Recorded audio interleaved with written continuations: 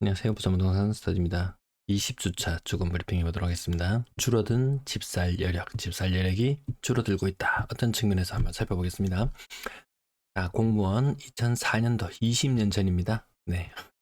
9급 1호봉 월급이 60만 원이었습니다. 60만 원. 그때 당시 부산 아파트 평균 분양 가격은 한 500만 원 정도. 500만 원 정도. 국평 기준으로 환산하면 거의 한 2억 가까이 되겠네요. 거의 2억에 미치지 못하는 가격. 월급 60만 원 받아서 이거 언제 사냐. 이 집 사기는 늘 어려웠습니다. 10년 전으로 가봅니다. 공무원 봉급은 2배 정도 올랐습니다. 2배. 10년 사이 2배 정도 올라와 있습니다. 집값은 2배를 조금 더 평균 5, 600 했던 것이 1200만 원, 2배 정도 올랐다고 이렇게 보면 되겠네요. 근래 들어서 월급은 한 10년 사이에 한 50% 정도 또 올랐습니다. 집값도 거기에 발맞춰서 2024년도 기준으로 평당 한 2천만 원 정도 수준, 평당 2천만 원. 34평 기준으로 하면 6억 8천, 거의 7억, 그 이상의 분양가들이 나오고 있으니까요. 어느 시절이건 집 사기 쉬운 시절은 없다. 그러니까 집 사는 거 포기해라. 이렇게 말할 수는 없죠. 집값이 새 집값 기준이고 또 구축 기준으로는 또 더 싼 것도 있고 소득에 맞춰가지고 사면 될 것 같습니다. 제 기억으로는 얼추 한 20년 전에 콜라, 지금 콜라 한 병 얼마인지 모르겠네. 콜라 가격 이런 거, 식료품 가격이나 이런 거 비교하면 거의 한 4배씩 올랐다, 이런 느낌이 들 정도로 그런 느낌도 있습니다. 그러면 집살 여력이 왜 줄어드냐? 자영업자 측면에서 한번 살펴보고자 하는데요. 자영업자 비중이 점점 줄어들고 있고, 그럼에도 불구하고 20% 정도, 네, 이 정도 자영업자들이 있는데요. 과거에 이 공무원들이 월급 100만 원 조금 더 받을 때 2000년도 초반 한번 생각해 봅시다. 한 월로 자영업자 월 한 500씩 벌고 2014년도 한 500씩 벌고 2024년이 되었습니다. 월 500 가져가는 자영업자 얼마나 될까? 많지 않을 거예요. 일반 공무원들이나 직장인들의 월급은 꾸준히 올라왔다. 근데 자영업자의 소득은 최악이라고 그러죠. 코로나 때보다 더 최악의 길을 달려가고 있습니다. 그럼 자영업자가 월 순수익 600만 원 벌기가 쉬운 것인가? 쉽지 않죠. 과거에 공무원들 9급 1호봉 기준으로 100만 원 벌 때 500만 원씩 벌어갔는데 지금 비슷한 수준으로 번다고 봤을 때 지금 월급 300만 원 직장인이랑 순수익 600만 원 자영업자하고 비슷합니다. 순수익 600만 원 가져갈 수 있는 자영업자가 없어요. 자영업자 비중 20%나 됩니다. 이 중에 상당수가, 잘 되는 집은 잘 된다고 이야기하겠죠. 상당수가 여력이 굉장히 떨어진다. 이런 측면에서 한번 살펴봤고요. 월 1000만 원 번다라고 했을 때 이 투자 금액이나 이런 것들을 견주어 봤을 때 이 5년으로 환산해 보면, 이 영상 한번 보면 재밌습니다. 5년으로 환산해 보면 차라리 월급 400만 원 받는 직장인이 훨씬 더 이득이더라. 이런 측면에서 비교가 되어 있습니다. 네, 직장 소중하게 생각하고 붙어 있어야 됩니다. 나오면은 뭔가 있을 것 같지만 너무 경쟁이 치열해요.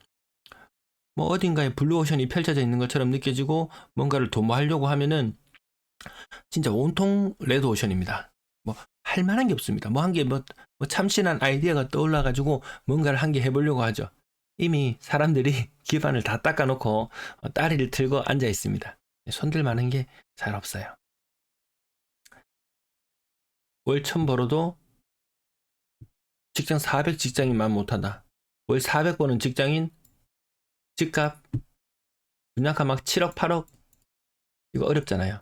과거에는 자영업자들 주위에 보면은 월급쟁이들은 맨날 고만고만하게 살고 돈 좀 모이면은 여유 자금으로 아파트 한 개 투자한다 이런 정도의 개념이었지만, 과거에 자영업자들 잘 나가던 시절에는 주위에 누가 어디 땅 샀다더라 했다더라 이런 거 전부 자영업자들 이야기였는데, 이 자영업자가 굉장히 힘듭니다. 여러 개 안 된다. 그러면 얼마나 잘 나갈 수 있을까? 한국이 일본의 임금 수준을 따돌렸죠. 같이 제조업으로 이렇게 비슷하게 경쟁해 나간다고 봤을 때 우리 임금이 계속 올라갈 수 있을 것인가? 공무원 월급 기준으로 지금 9급 1호봉 180만 원, 200만 원 정도 수준인데요. 이거 또 10년 지나면은 공무원 9급 1호봉 400만 원 줄까요? 일본처럼 30년 동안 월급 정체? 우리도 이제 그런 식이 오지 않을까요? 그럼 월급 계속 올라간다 칩시다. 월급 계속 올라간다 칩시다. 그래서 10년 후에는 한국의 임금은 600만 원. 중국의 임금은 한번 150만 원 이렇게 잡고 해봤을 때 뭐 제조업 물품들 여러분 뭐 테무나 뭐 알리나 이런 거 이용해 보셔서 아시잖아요. 제조업으로는 결코 그들을 당해낼 수 없다. 임금마저 이렇게 올라간다면 제조업이나 이런 모든 경쟁력은 뭐 없죠. 경쟁력 없죠. 일본 뭐 300 몇십만 원 뭐 계속 정체되고 있는 그런 수준이니까요. 이 임금 수준을 더 이상 능가하게 되면 경쟁력이 현격히 떨어지는 모습과 마주하게 될 것 같습니다. 자, 대출금리, 코픽스 금리 최근 자료 가지고 와봤는데요. 코픽스 최근 자료 떨어져서 3.54% 신규 취급의 기준으로 그리고 기준금리는 3.5%. 이 격차가 너무나 없어요. 은행이 거의 은행 기준금리 수준으로 자금을 조달해 오고 있는 이런 상황. 이 표를 왜 다시 또 가지고 왔냐면 얼마 전에 집단대출 130조 이거 어떻게 될 것인가 이런 이야기가 있었습니다. 이 집단대출 과거에 봤던 시절에는 어느 수준이었냐 하면은 지금 입주하는 아파트들 뭐 24년도 25년도 이렇게 입주하게 되는 아파트들을 살펴보면요, 기준금리 한 2.7% 정도 수준. 기준금리가 아니고 신규 주담대 2.7% 수준. 지금 4% 초반일 거예요.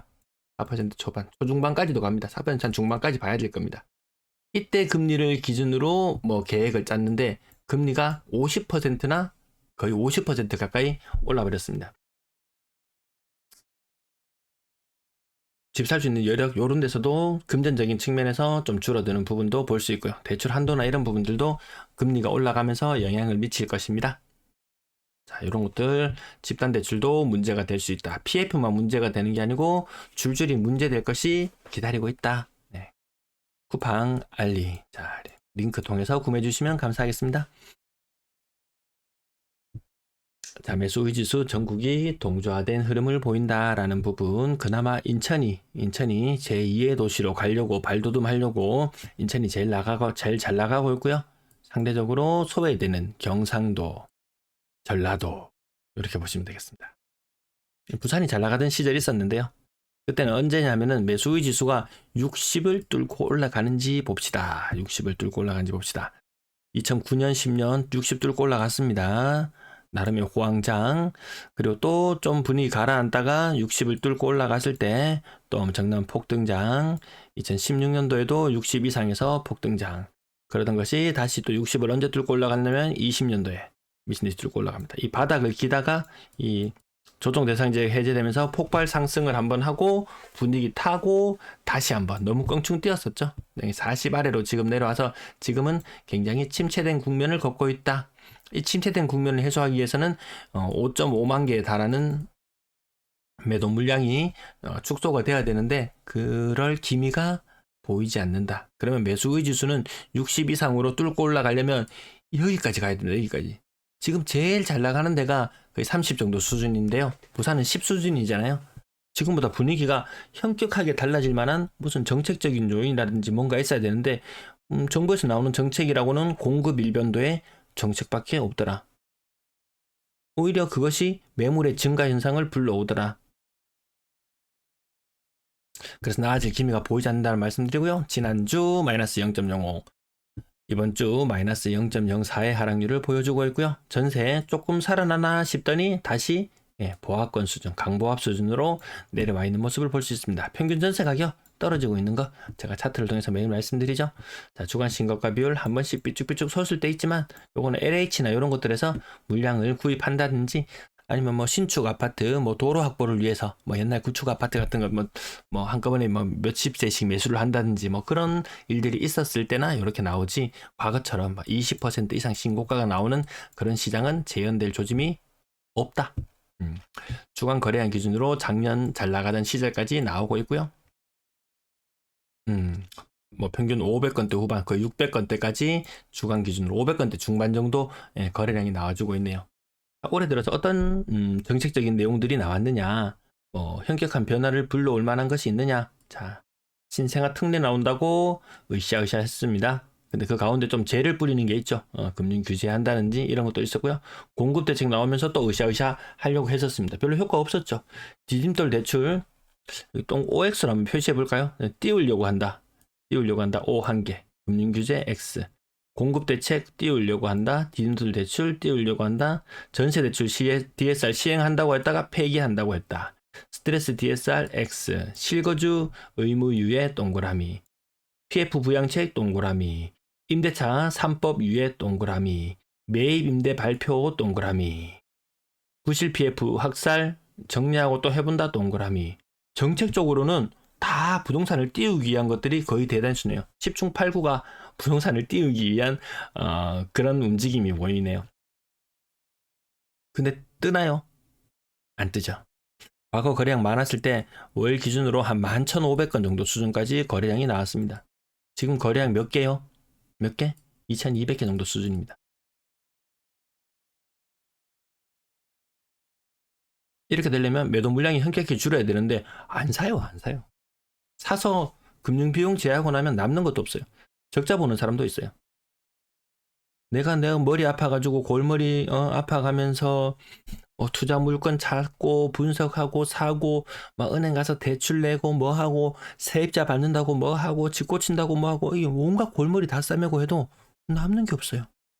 나중에 미래를 보고 갈 때가 나중에 같이 동참해도 이 시간적으로 따라오는 고통이나 이런 것들 없이 또다시 대세 상승을 한다면 그때 묻어가면 되겠죠. 근데 대세 상승을 하기에는 이미 집값은 높고 소득은 정체되어 있고 여기서 소득이 무진장 올라버린다?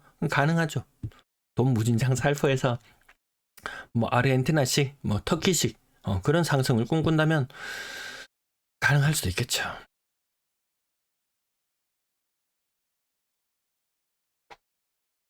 환율도 튀고 또 이런 다른 문제들이 또 많이 있습니다. 자, 매매 거래량 3월달과 4월달의 거래량 비슷하고 5월의 거래량은 또 약간 더 늘어날 조짐도 보입니다. 거래량이 얼마나 튀어오르는지도 지속적으로 모니터링할 필요가 있겠네요. 아무튼 제일 그나마 거래가 좀 늘어난다 하지만 전국적으로 가장 거래가 안 되는 곳이 부산. 네, 부산이 가장 거래가 안 됩니다. 인구 대비로 봤을 때, 아파트 개수 대비로 봤을 때 여러모로 거래가 가장 안 된다. 그럼 왜 거래가 안 될까? 비싸다고 생각하니까. 전세 거래는 그나마 좀 되지만 인천에는 약간 밀리는 느낌. 전세 거래 활성도도 거의 탑 수준이었는데요. 얼마 전까지 탑 수준이었는데 그 전세 거래도 약간 위축되는 그런 느낌을 보여주네요. 매물 근래 들어서 많이 늘어서 55,000건대, 네, 많을 때는 56,000건대를 터치하기도 하더라. 예, 부산만의 문제가 아니고 다른 광역시들도 모두 매물이 늘어나고 있는 그런 상황. 특별히 엄청나게 많이 늘어난다, 압도적으로 늘어난다 그런 곳은 딱히 보이지는 않고요.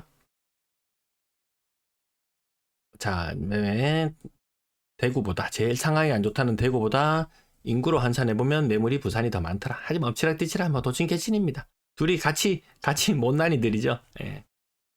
전세 매물은 부산 근래 들어서 살짝 스마일 하는 듯한 이런 느낌이 들고 잘 나가는 인천. 부산과 인천의 위상이 이렇게나 달라졌습니다. 이렇게나 달라졌어요. 2030년 정도 되면 아마 그 인구 역전 현상이 일어나죠. 이해도시.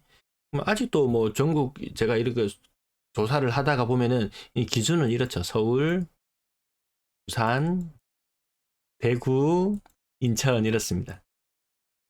인천의 위상은 지금 이미 여기 와 있습니다. 이미 부산 위에 들어앉아 있는 것 같습니다. 전세 매물 가장 분위기가 안 좋다는 대구의 뒤를 잇는 부산의 전세 매물 상황 여기까지 살펴봤습니다. 네, 시청 감사합니다.